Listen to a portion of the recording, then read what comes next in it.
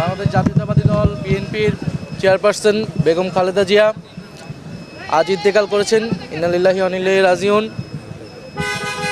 আমরা বিএনপির গুলশান কার্যালয়ে এসেছিলাম জাতীয় নাগরিক পার্টি এনসিপির পক্ষ থেকে শোক এবং শ্রদ্ধা জ্ঞাপন করতে। বেগম খালেদা জিয়া অনেক দিন ধরেই তিনি অসুস্থ ছিলেন।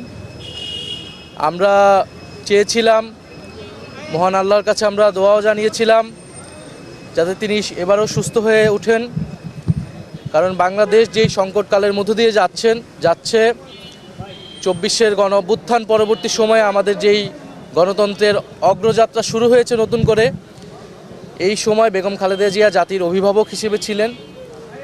আমাদের এই ক্রান্তিকালে ওনাকে অনেক প্রয়োজন ছিল, ওনার উপস্থিতি। বেগম খালেদা জিয়া বাংলাদেশের ইতিহাসে, বাংলাদেশের গণতন্ত্রের সংগ্রামে, সার্বভৌমত্বের সংগ্রামে অবিস্মরণীয় হয়ে থাকবেন। আমরা এরশাদ বিরোধী আন্দোলন, ৯০-এর স্বৈরাচার বিরোধী আন্দোলন থেকে ফ্যাসিবাদ বিরোধী আন্দোলন পর্যন্ত ওনার আপোষহীন যে মনোভাব, দৃঢ়তা, সেটা বাংলাদেশের গণতন্ত্রকামী, মুক্তিকামী মানুষকে অনুপ্রেরণা জাগিয়েছে।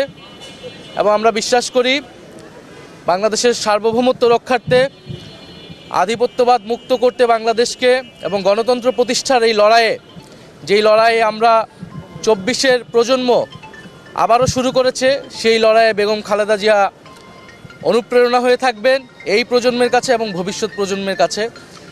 আমরা তার পরিবারের কাছেও শোক জানাই, সমবেদনা জানাই, যে এই শোক সইবার শক্তি তার পরিবার এবং সমগ্র জাতিকে আল্লাহ দিক, এবং তার যেই লড়াই, সেই লড়াইকে আমরা ধারণ করেই বাংলাদেশকে আমরা পুনর্গঠন করব, গণতন্ত্র প্রতিষ্ঠা করব, এটাই আমাদের প্রত্যাশা আজকের দিন।